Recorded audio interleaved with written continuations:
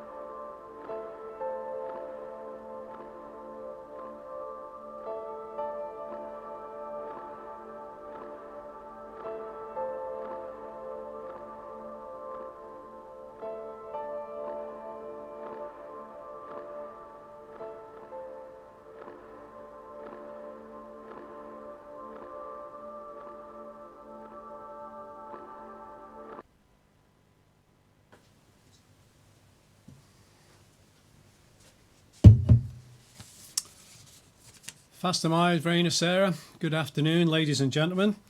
I'm going to be joined today by two guests. First of all, we will have Rebecca George, who's the Chief Executive at the Chamber of Commerce, and also Claire Christian, a local successful entrepreneur who's managing an online forum for local businesses. But first, I'd like to give you an update from our colleagues, our hard-working and dedicated colleagues at the Department of Health. Yesterday afternoon, it was announced that sadly 2 further deaths from coronaviruses have been confirmed on the Isle of Man. Our thoughts and prayers are with those family and friends. They are the first recorded COVID-19 deaths in the community, and they mean the total number of deaths now stands at 6. 4 people have died in hospital. Since the last update yesterday, there's been 1 further confirmed positive test for coronavirus on the island. The total number of confirmed cases of coronavirus for us now stands at 298. In total, 283 patients have been instructed to self-isolate and 11 are being treated at the hospital. The contact tracing process is already underway and led by Public Health. there have now been 2,369 concluded tests, 45 people awaiting results, and 66 people are waiting tests. The number of individuals who are presumed recovered from the virus now stands at 192.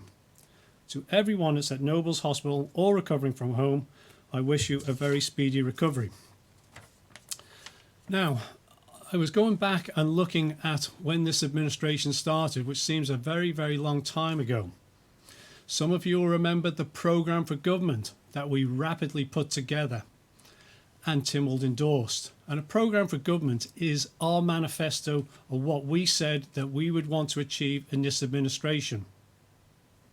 Now, in that programme for government, there are many actions, many KPIs. But of course, like everything else, that was turned upside down just over a month or so ago.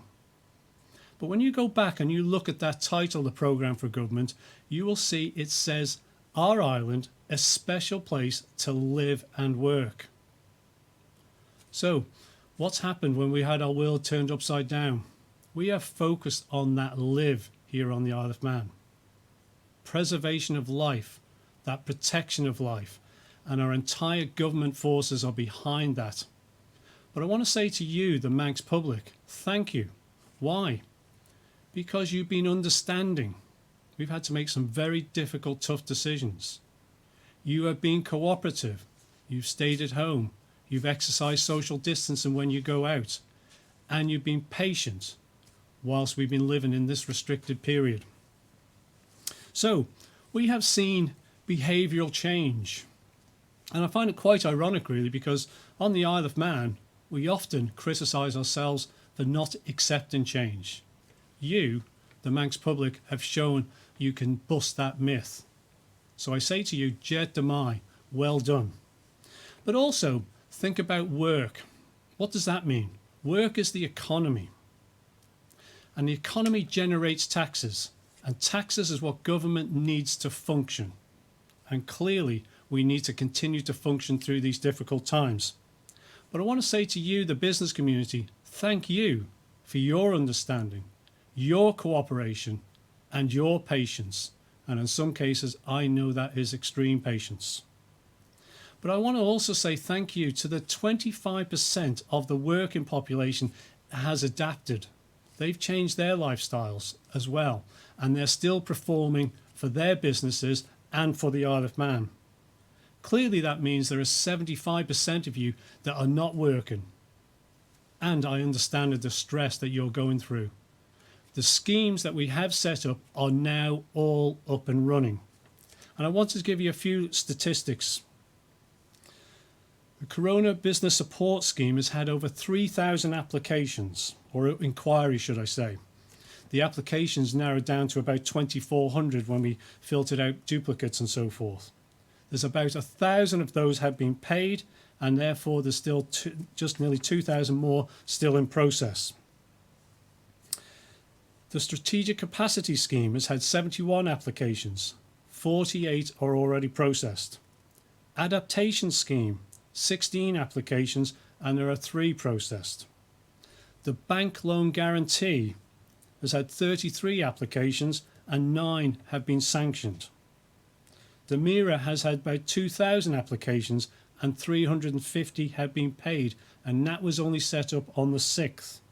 The Salary Support Scheme went live on the 16th and has had 566 applications.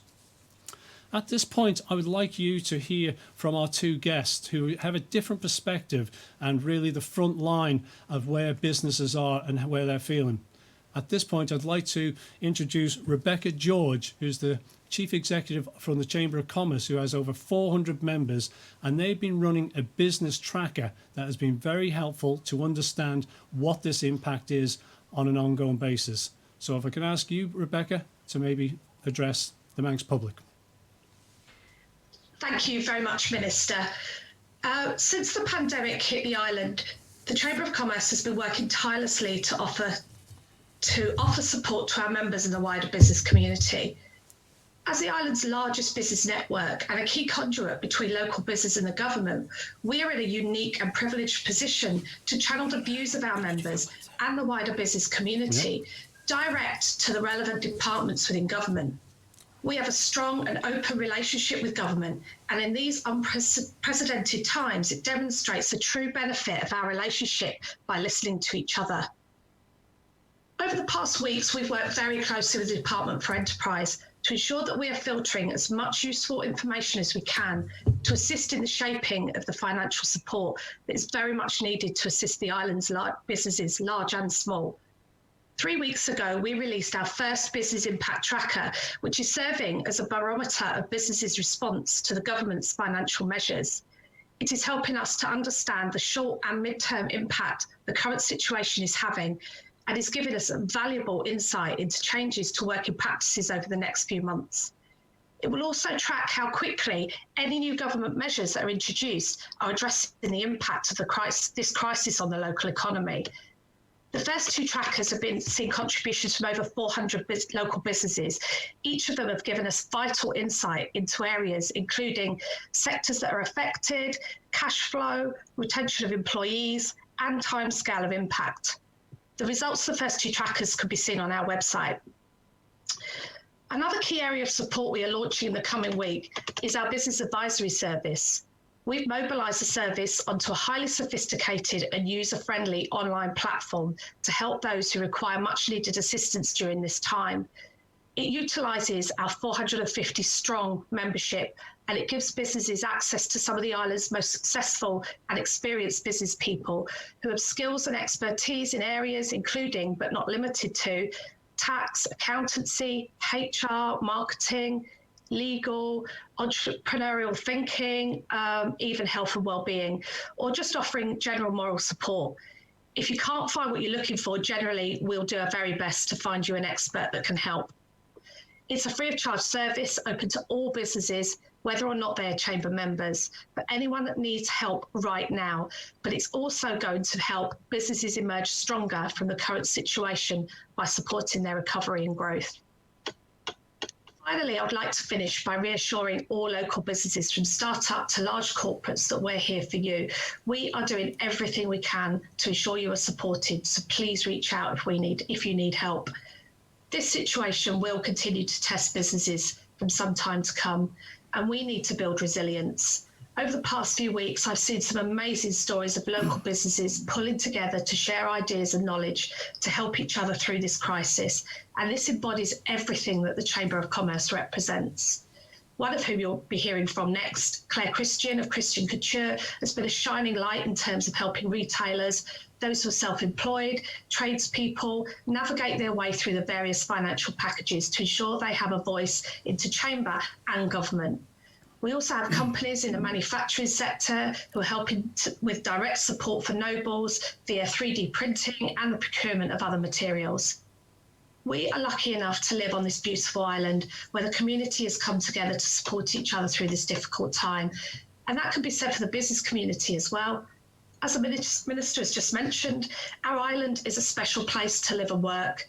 Our strength comes from our members, and when we get to a point of returning to some sort of normality, we intend to be there to continue supporting our local economy to grow and thrive once again. I'd also like to add my personal thanks to all the NHS and key workers looking after the vulnerable at this time. Thank you, Minister. Thank you very much, Rebecca. That's very helpful, and I hope that will be well received. I'd now like to introduce Claire Christian, who is a highly talented, successful entrepreneur who's generated an online forum that has over 2,300 members and has been fielding a lot of these queries and questions and helping us as government gain feedback as we manage our schemes and how we navigate this. So over to you, Claire. Thank you, Minister Skelly. Good afternoon. I'm very grateful for the opportunity to provide an update from the Isle of Man local businesses and self-employed and the sole trader community. Often the small to medium scale businesses do not have a collective voice, but these make up 69% of the total number of employed on the island. And it has been through social media and mutual support that we've been able to provide a forum to communicate to the Isle of Man government, ensure that everyone is heard. I would firstly like to congratulate and praise the Isle of Man local business community. Through incredible hardship, the amount of good deeds, support and positivity is overwhelming. Local businessman Greg Davison started the local company's Isle of Man Facebook group, which has now over 2,300 members. Initially, the group became a platform for our business to air concerns and seek advice from each other. But subsequently, ideas began to flow with regards how to adapt and transform businesses during the lockdown. It has now grown into a forum where people like myself have an opportunity to support fellow businesses and colleagues and help them navigate the government support schemes. And importantly, the non-government support schemes and options, such as rent deferral, bank overdrafts and loans, or utilities advice. This group has been fundamental support to each of its members, and I personally receive around 100 queries a day, acting as a firewall to filter to help the Isle of Man government reduce queries, and therefore increase their expediency in processing your applications. Alongside Chamber of Commerce, we are providing intelligence with regards to current local business status, which again has been critical to communicate the realistic, diverse landscape and crisis in all sectors to the government. The group has helped the government to understand that we all require more transparency and need more proactive communication to individuals about the status of their applications. And we require them to widen their support to reach more people and more sectors, as we are all impacted by the COVID-19 pandemic. The mental health of the island's nation is forefront in everyone's minds. The group continues to support efforts and maintain levels of stimulus and to provide a source of empathy and understanding towards many individuals going through the same journey and the same stress. But the government schemes are not still perfect. And we know some businesses and individuals are falling through cracks and they're not eligible. It's crucial that we look beyond a sector-based approach and realize that we have to support everyone to ensure that we have a sustainable economy when the COVID-19 crisis and lockdown restrictions are lifted. I and many others will continue to raise these issues and gaps in government support to the relevant department heads and ministers in the hope that the schemes are widened further to include everyone who desperately needs the support and to maintain the support through the crisis, which we know will not end quickly. In the interim, there is non-government funded support available through local banks and the newly established Manx Solidarity Fund. And I urge people who find themselves unable to secure government support to look to their banks and perhaps apply for a loan or grant from the Manx Solidarity Fund. This can be accessed online at manxsolidarityfund.com. And likewise, if you are a business or an individual that can help support the Manx Solidarity Fund, please contact them. No matter how big or how small your donation, you'll be investing in the sustainability economy and helping support your business community. At this point, I would like to thank the many individuals in the DFE and Treasury departments who have been working very hard to process and deliver the government support scheme applications, which are so desperately needed to support our economy and save our jobs. Nobody knew how to react to a pandemic crisis, and no one should be criticised for that. Following Treasury Minister Cannon's recent update, we local businesses and individuals must continue our efforts. We need to stay at home, protect our local health service and save lives. We must all work together to do this so that our business community can be among the first in the world to safely return to work, with clear guidance from clinicians and Isle of Man government and, of course, local input industry. Thank you. Thank you, Claire, and thank you, Rebecca, and greatly appreciate all the input from not just you, but your members there. So very happy to take questions, and I think up first is Paul. Paul, fast to mine. Hi, Lawrence. We've heard a lot there about the private sector, so this one's really for you again about the public sector. And have you got an update on how many civil servants have been furlonged? Will there be more now or less because we've hit the plateau? On those figures, do we have any at all? Actually, people being put on that system in government workers. Wait, sorry, Paul. Did you say furlonged? How many government workers? I don't have that. Civil servants. Yes, I don't have that. No, I don't have that figure. But what I do know, Paul, is across government, like private sector and key workers, we have been suffering with regards to people having to self-isolate. So, but there has been a phenomenal amount of redeployment across government, and government itself is learning to adapt and work in this particular work-at-home environment. And what I would say is that it is being refined and it is being worked on all the time. So, in terms of furlong numbers, I would have to defer that answer.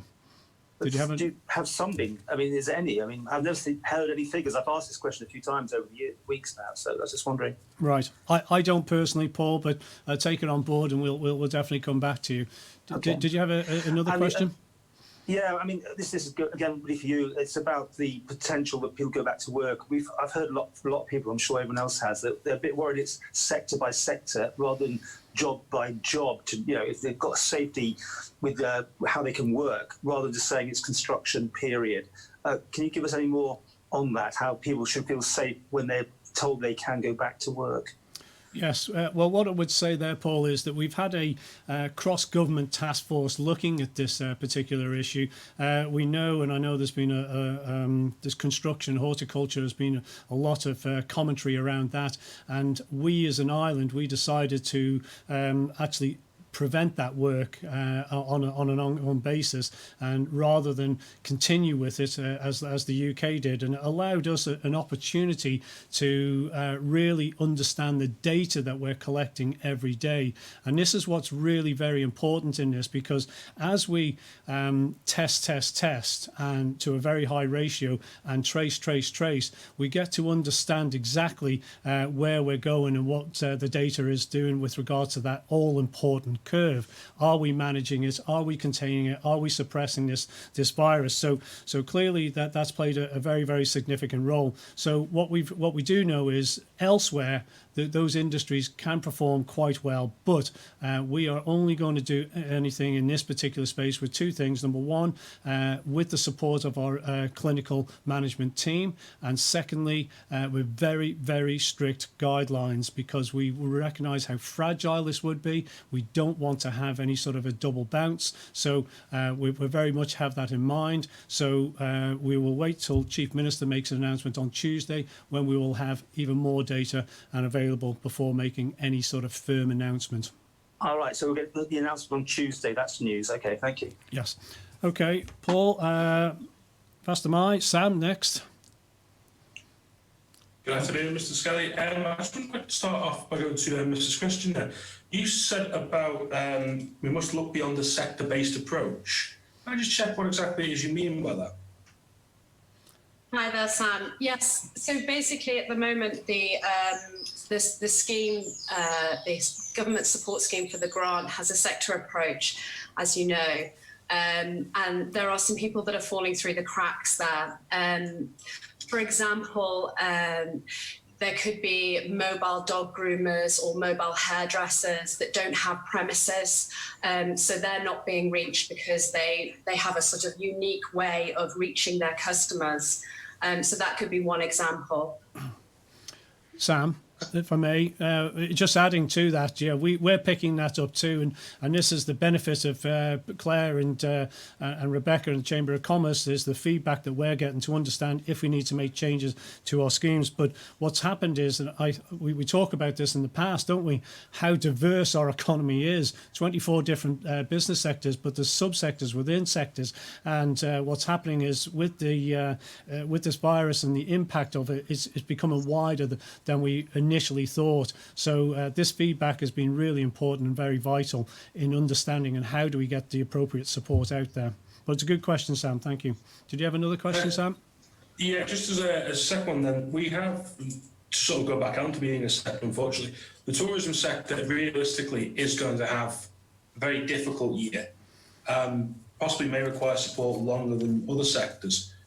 How long is the government able or willing to be able to support that sector, or will realistically the government and central figures have to take a hit for the year to keep some of the particularly smaller hotels running? Yeah, I think it's one that we're very, very conscious of, that that industry will struggle for some time. And I don't think there's any two ways to put that. But it's not just here on the Isle of Man. I think you have to look at what's going to happen with travel globally. And, you could have borders open up, which, would only be done if there was extreme confidence. But the point is, I don't know if the public are going to be ready to start traveling anytime soon. So there's lots and lots of questions. What we try to do first and foremost is the strategic capacity scheme. Adjusting tax rates. We've been told the dust needs to settle beforehand. The Chamber of Commerce's president has said the focus needs to be on the mid to long-term plan for the economy. Does the government still believe they can wait potentially months and spend millions of pounds before they can make significant changes? I don't know, Rebecca, did you want to comment first there, or I'll be quite happy. The question was really to government, I think. The Chamber has raised this issue. I think this is the mid to longer term issues that we have to consider.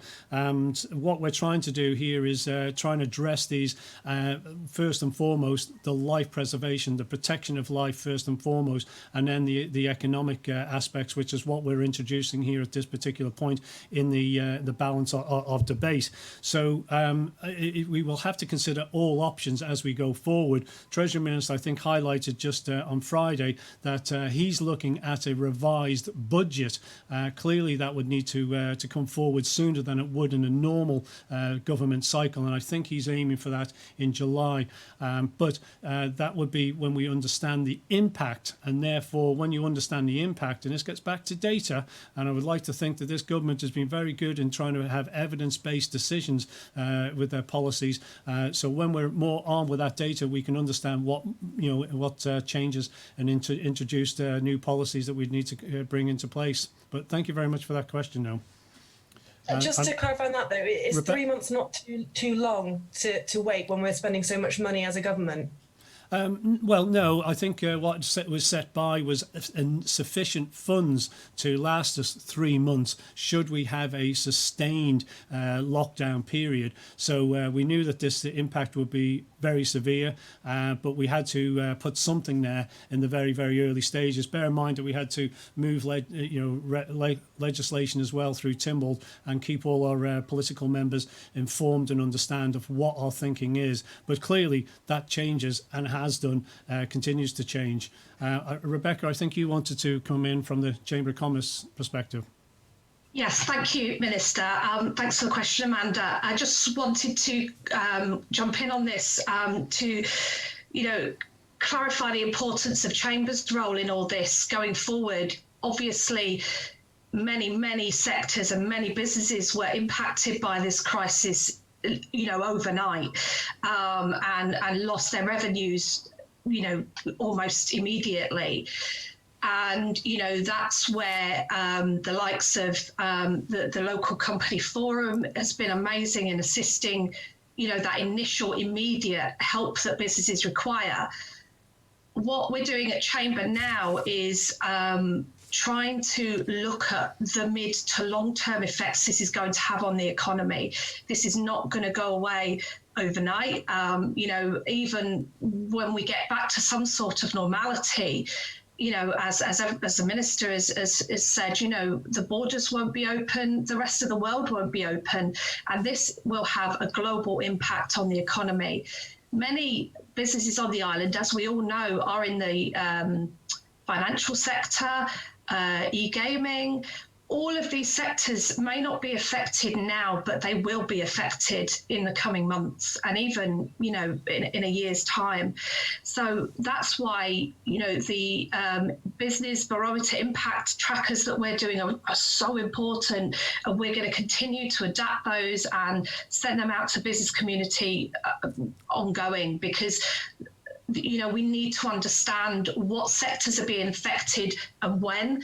It may be that some sectors say, they're doing okay at the moment, but this may hit them in 3 months' time. So, that we're constantly working to talk to the local businesses about when they foresee this pandemic is going to affect them and their business. And that sort of intel is really important to us. And it's what we feed into government to ensure that support will be there for them when they need it. Thank you, Bex. Was there a second question there from Amanda? That's all right. Yes. The salary support scheme offers employees £280 a week. For some people who might normally work 40 hours per week at minimum wage, this is a reduction in their weekly income if the employer cannot afford to top up their salary. How has this figure been reached, and are we going to see a reduction in minimum wage across the island?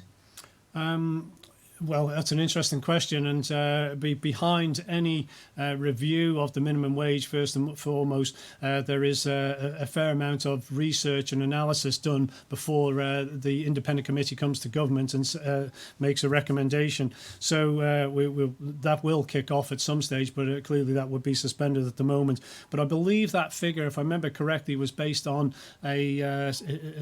stand corrected here, but I think it was 75% of the living wage was where that figure was arrived at that point. So at this moment of time, we haven't picked up. It's only just started, so we're only just starting to see those applications come in. So I think up next, I think we got Tim Glover, Fast MI. Tim, Manx Radio. Fast MI, everybody. The Isle of Man Chamber of Commerce survey, just want to focus in on the employment stats from that, where you've got 41% planning to temporarily reduce their workforce in the next week, and you have 26% saying that they will permanently reduce their workforce. I know the March unemployment more than doubled. Do you think this is just the tip of the iceberg? That's a question for everyone. Yes, thank you, Tim. We know the numbers are going to go up, and we expected these numbers there to go up, which is why we launched a whole series of different schemes, effectively, is to try and provide the right level of support. So how much further that will go will be very difficult to tell. So should we reach a point where some people may be able to go to work, that might change circumstances. So, but I don't know if Rebecca or even Claire would like to comment on this one. Claire, would you like to first at all? So, I mean, this is exactly the reason why the schemes need to be widened and further, it needs to be interrogated even more, because there's lots of people that are falling through the cracks. And this will mean a lot more job redundancies. There's sort of different situations whereby I can say that an example, there's shareholders where multiple businesses who have common shareholding, and only one is entitled to support on the first come first serve basis for the grant scheme, and this isn't always fair. And there's some businesses' employees are not getting support. So, it is really crucial that government hear that all of these individual types are really listened to now, so that we can try and reduce any further redundancies. There's also another area where the salary support scheme, this doesn't cover the one employee, it just covers two or more. And as you know, as I spoke about earlier, it's a really diverse type of economy that we have, and that businesses are so unique here on the island that they could be going for 15 years and still only have one employee, and they need to be supported by having an equal lifeline as everybody else. Whether or not you have an assistant or not, or several employees. So this is really important. Otherwise, they're going to end up at the bottom of the scale and claiming job seekers allowances. And then there's another area which is also many owners and entrepreneurs, they pay themselves with dividends, and the current salary support scheme only pays those who've paid themselves a wage, and it doesn't support people who've paid themselves a dividends. But if this is a legitimate income instead, or on top of a small salary, we just want those people to get equal support and gain that £280 per week. Otherwise, if this isn't changed, these are going to be more and more redundancies. It's really crucial. Thank you, Claire. I think that's very, very helpful. And Tim, did you have a second question? Yeah, just on that, because the other part of the survey, the 14% have received some form of funding, although 68.4% have applied for government funding. If this keeps rolling on and it's tied into the unemployment, you've only got a certain number of staff, Minister, haven't you, to process all these? And there are some complaints that people are either falling through the crack or it's taking so long to get the money into their hands. Yes, I think that's the ongoing challenge, really, Tim, as you're highlighting. I think we sort of hit the peak, certainly from a business support scheme perspective. So if you think there were 3,000 odd inquiries, of which there were about 2,400 legitimate requests in there, and then it is the filtering of those requests. So if there are issues, there are that must be reviewed and verified. That does take time too, but I will say this, that our teams are actually working 7 days a week. They are working shifts. I do reach out and understand exactly the distress this is causing people who are not getting any contact. If they've had no contact at all, I would strongly recommend they do try and make contact with us from those initial ones, because there were a few, I believe, very early ones that we didn't pick up, and they may have potentially fallen through the cracks, as what I think Claire is explaining now. So if there's anyone who hasn't had any contact, feel free to contact us. We have enterprisesupport@gov.im. Rebecca, did you want to add into that there? Yes, thank you, Minister. Just quickly, thank you, Tim. I know Claire will echo my thoughts on this. Obviously, the speed at which government have pulled together these packages and mobilised staff to get these things running, it was a huge task, and I think we're looking at the figures now. They're starting to catch up with all these applications, so we do expect to see the figures change when we close our third tracker next week. We expect to see the rise in those in receipt of funding, especially because many businesses were waiting for the salary support scheme to launch, which obviously launched on Thursday. And the Treasury Minister mentioned that he expects money to start arriving by the end of next week. So we hope that we'll start to see those figures change.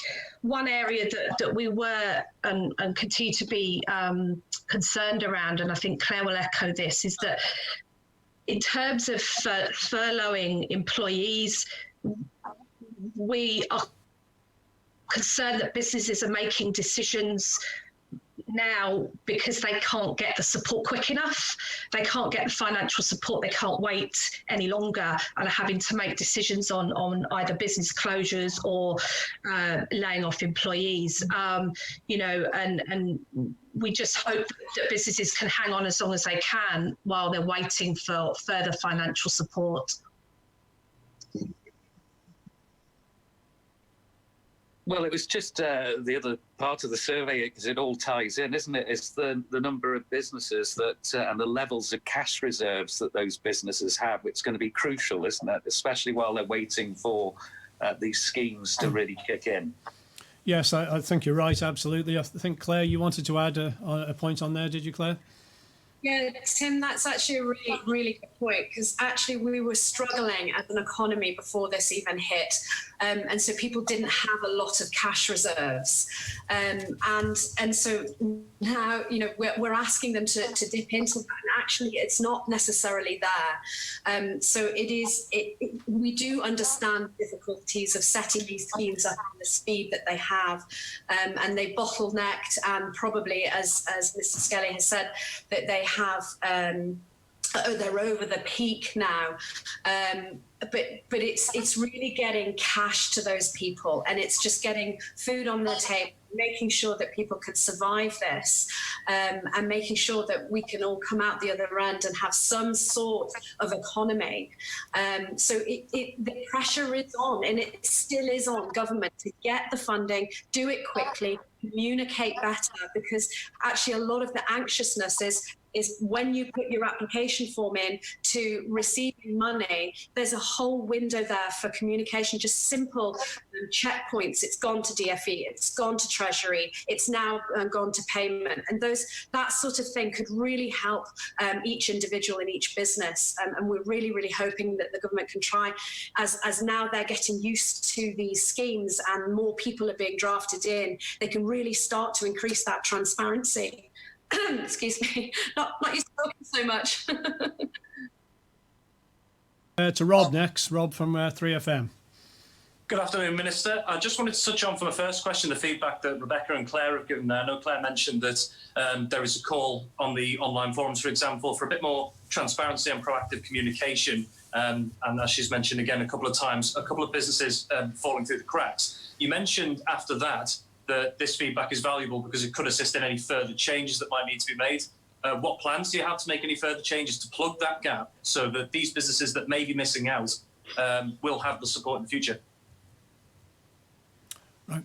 Thank you for that, Rob. So I guess that follows on to previous questions, really, where we're discovering where there are gaps. And what we're trying to do is to address those on an ongoing basis, because sometimes we do not know if a business can actually adapt. So there's an adaptation grant, because there's quite an interesting one there, because we've seen some businesses that have managed to rapidly adapt, but they need some financial support. Their adaptation grant, I think there's only got 16 applications in, but we know there's quite a lot more interest as people now look at what the new economy might actually be. How do they change their businesses? So if there are gaps, we're looking to try and obviously address those wherever we possibly can. But I get back to a point I think Claire made earlier about please speak to your banks as well. We have obviously set up the bank loan guarantee scheme, which is £60 million there, of which government is backing that up to 80%. And I think we've sanctioned nine deals already in respect to that. So there is quite a lot of activity in that space too. I think, Rebecca, you wanted to come in on that one? Yes, thank you, Minister. Just a quick point to add regards the business loan guarantee. We, Chamber, are working with a couple of the banks on the island this coming week to look at how we can help businesses in their applications for these schemes, for that scheme, the bank loan guarantee scheme and the business adaptation.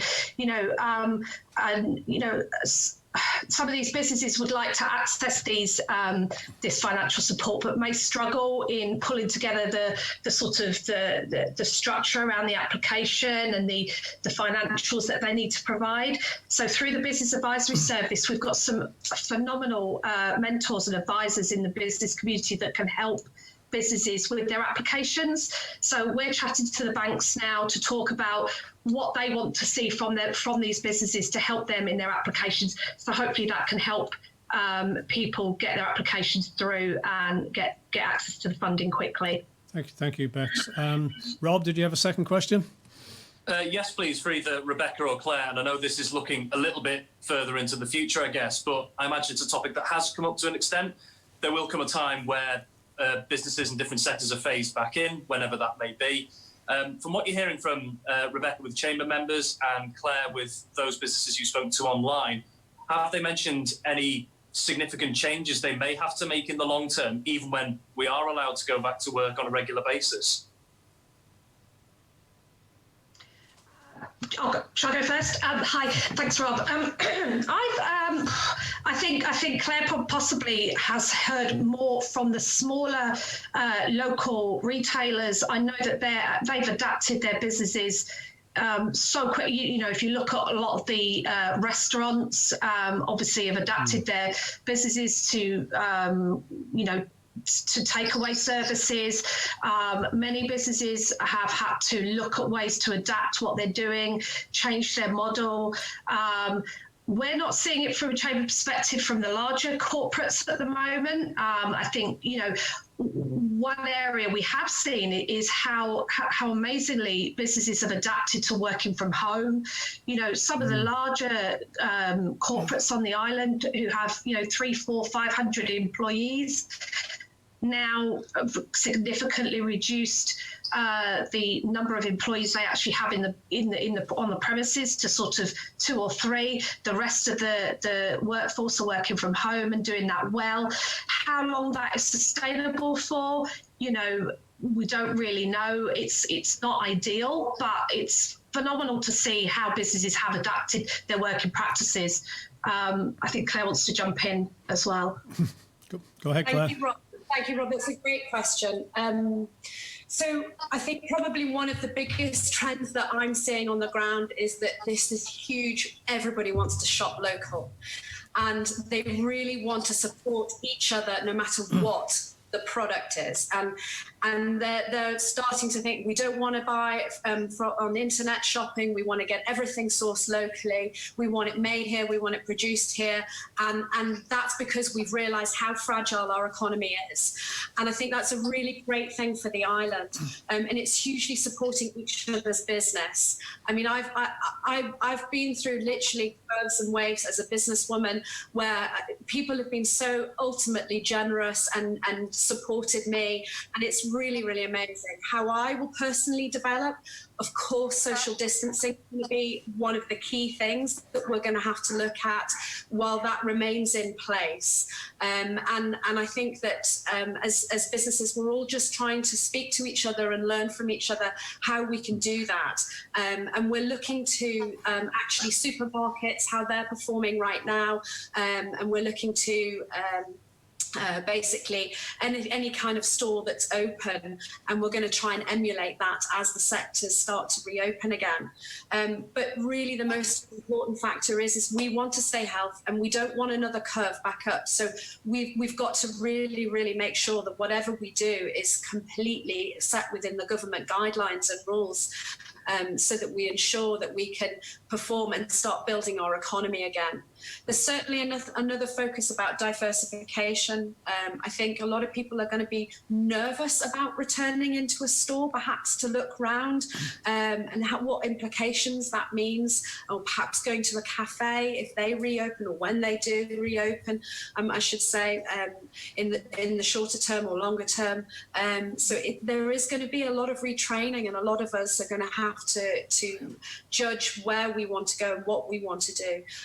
But it's going to be tough. It's not going to be easy. And the most important thing is the sectors that are left to last, they're going to need the most support later on. And that's something bringing back to Chamber, where we've got to help them, and we've got to monitor that situation and really keep feeding. This isn't the end. This isn't the start. We literally have just got to keep feeding that information to government, because this is the first time that this has ever happened in history. Very good. Thank you very much for that, Claire. I think I'm happy to take a few more questions. I think first up was Amanda from the Jeff the Mongoose, the Dolby Spook. Thank you very much. We have a question from Ms. George. Thank you very much for explaining about what the Chamber is doing to help during the pandemic. Businesses have been asked to think outside the box, to adapt and be profitable in these unusual times. Is it really possible for the Chamber of Commerce to give all businesses ideas to successfully adapt when so much of the demand is pent up inside their homes? And what tangible plans have you got in place to help them? Thank you, Amanda. Thanks for your question. Yeah, it's tough at the moment, and we don't know how long this is going to go on for. We don't know how long businesses are going to have their employees working from home. So it's tough. But what I am seeing is the phenomenal way that these businesses have changed their working practices. It's incredible how quickly working practices have changed.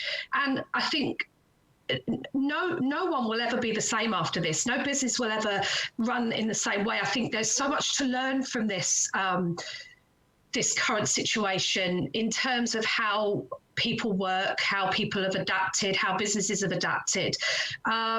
So one thing that Chamber will do is continue.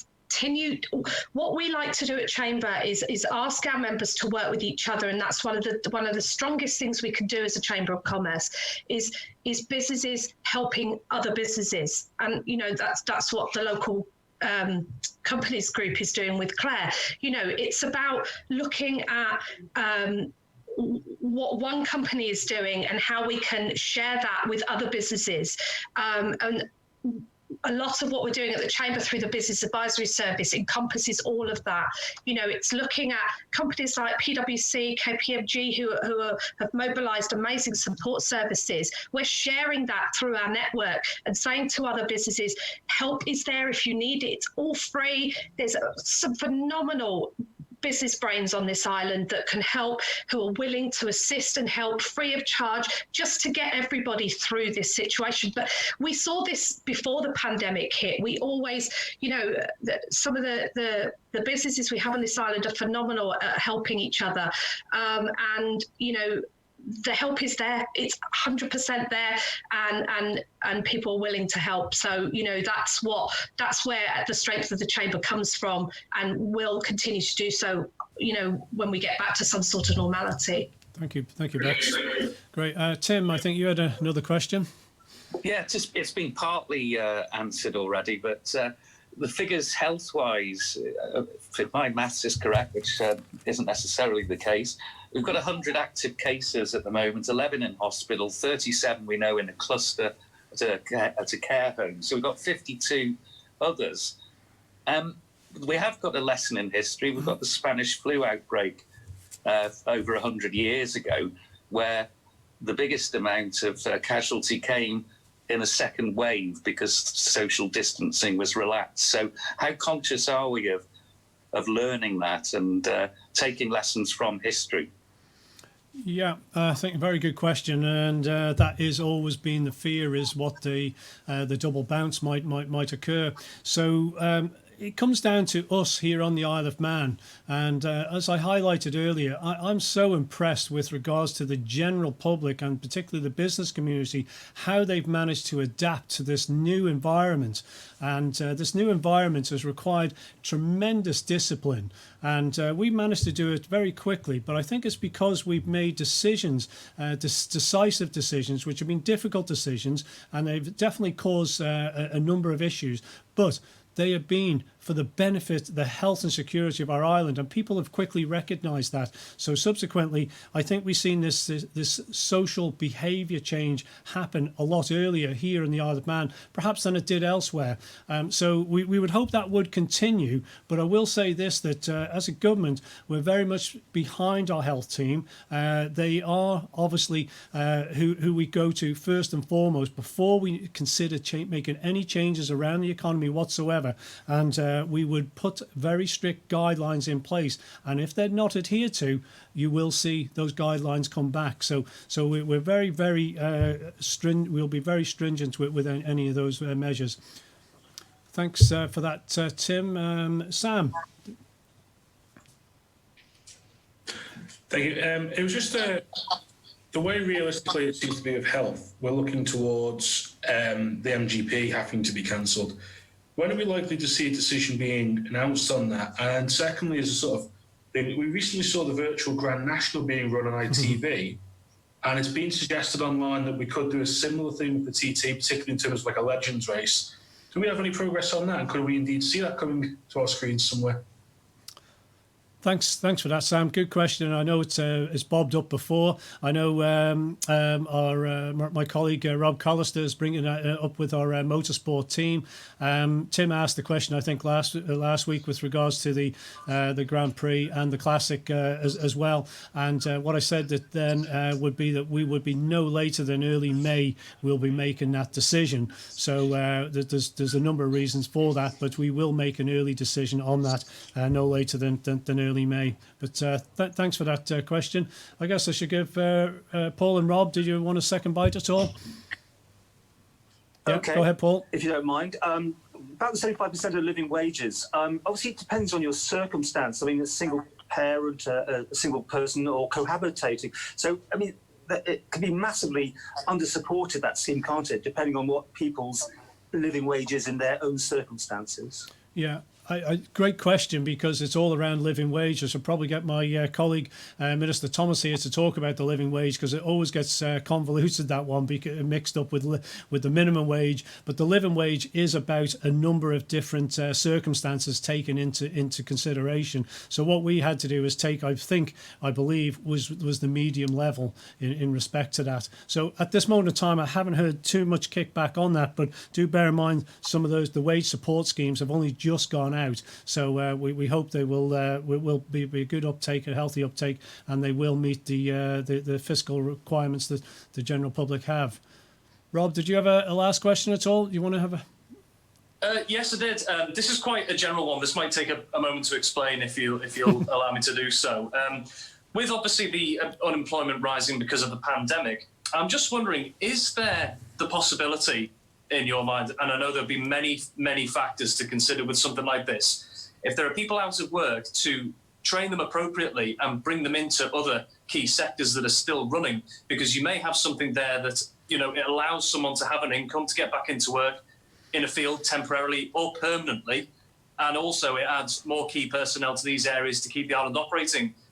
Has there been an initiative considered around those lines, or anything around that at all? Yeah, very, very valid question, actually, and it has come up. It did come up quite early doors. One of the reasons we made the changes to the work permit system is to allow some mobility for that, whereas we may have jobs lost in one sector, but there are jobs available in another sector. How do we transfer that? And clearly we want people to stay here and obviously contribute to the economy, but ongoing retraining programs, I think, will be one of the factors that will come out in the next phase, I would suggest, in the medium term.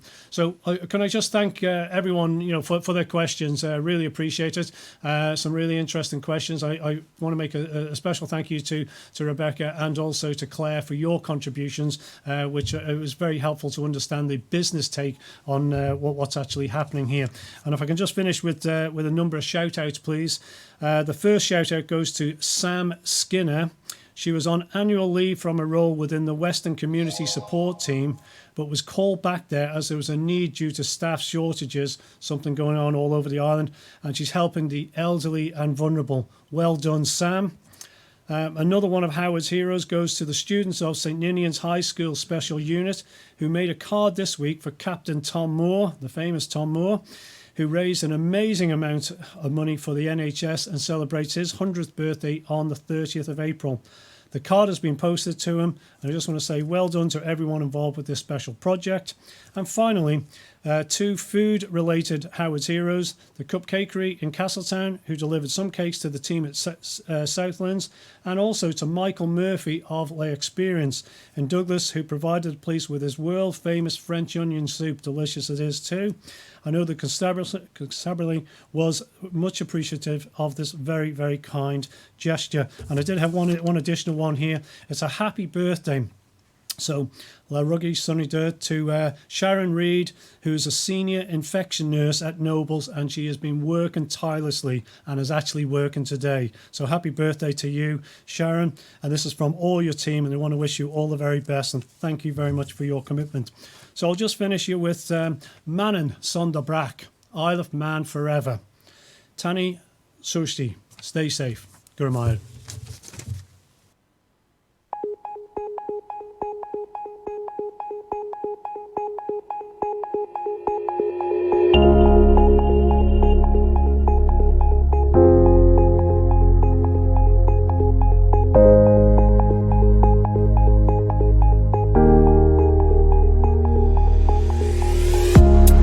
From the first deliveries into Douglas to stocking shelves with essentials. We're providing transport for key workers. We're keeping you informed and delivering services that people rely upon every day. We are keeping the Isle of Man's essential services running. Please help us to help you. Shop responsibly, consider others, and stay at home if possible. For you, for our island, for our community, let's do this together. For you, for our island, for our community, let's do this together. For you, for our island and for our community, let's do this together. Let's do this together. Let's do this together. Let's do this together. Let's do this together. For you, for our island, for our community, let's do this together.